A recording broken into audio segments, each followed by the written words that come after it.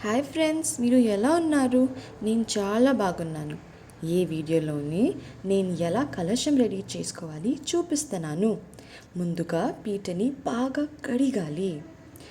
ఇప్పుడు చేతిలోని కొంచెం పసుపు కొంచెం నీళ్ళు తీసుకొని మనం డెకరేట్ చేసుకు పీటకి పసుపు రాసుకోవాలి.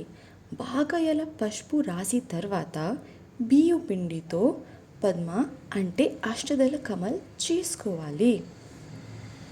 కలశం పెట్టడం కోసమే ఎప్పుడు పద్మ అయితే కంపల్సరీగా తయారు చేసుకోవాలి. ఇలా పద్మాని డ్రా చేసుకున్న తర్వాత పద్మాని పుష్పు కుంకుమతో అలంకరించాలి. పిండి కుంకుమతో బుట్టలు పెట్టుకోవాలి. ఇప్పుడు ఈ పీట చాలా అందంగా మరియు ఆహ్లాదకరంగా కనిపిస్తుంది. చూడండి. ఇప్పుడు ఒక కలశం తీసుకోవాలి. దాంతో బియ్యం వేసుకోవాలి. బియ్యం వేసిన తర్వాత కొంచెం పసుపు కొంచెం కుంకుమ వేసుకోవాలి. కొంచెం ఫ్లవర్ కూడా వేసుకోవాలి. ఇప్పుడు కలశంకి పసుపు రాసుకోవాలి. పసుపు రాసిన తర్వాత ఇక్కడ బియ్యం పిండి కుంకుమతో బుట్టలు పెట్టుకోవాలి.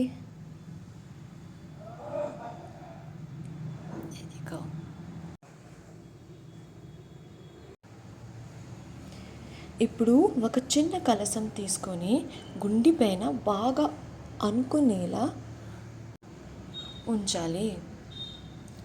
గుండె కలశం పడకుండా రెట్టింపు టేపులతో అంటిస్తాం.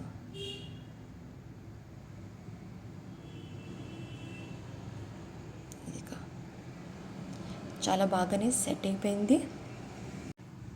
ఈ కలశంతో బియ్యం వేసుకోవాలి. ఇప్పుడు కలశంకి పసుపు రాసుకోవాలి. పసుపు రాసిన తర్వాత మరి అక్కడ బియ్యం పిండి కుంకుమతో బొట్టులు పెట్టుకోవాలి. తల్లి చేతుల కోసమే కలశం చేక ముక్కను గట్టిగా కట్టేస్తాం.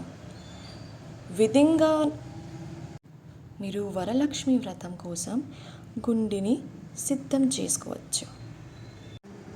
ఇప్పుడు పీటని కొంచెం బియ్యం వేసుకోవాలి.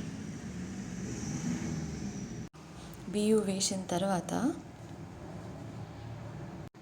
గుండిని పీట మీద పెట్టడు.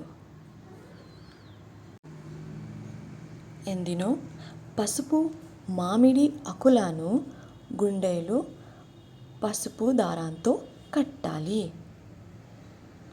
ఇది పసుపు తాడు ఉన్నది. పసుపు తాడును 3 సార్లు ముడి వేయండి.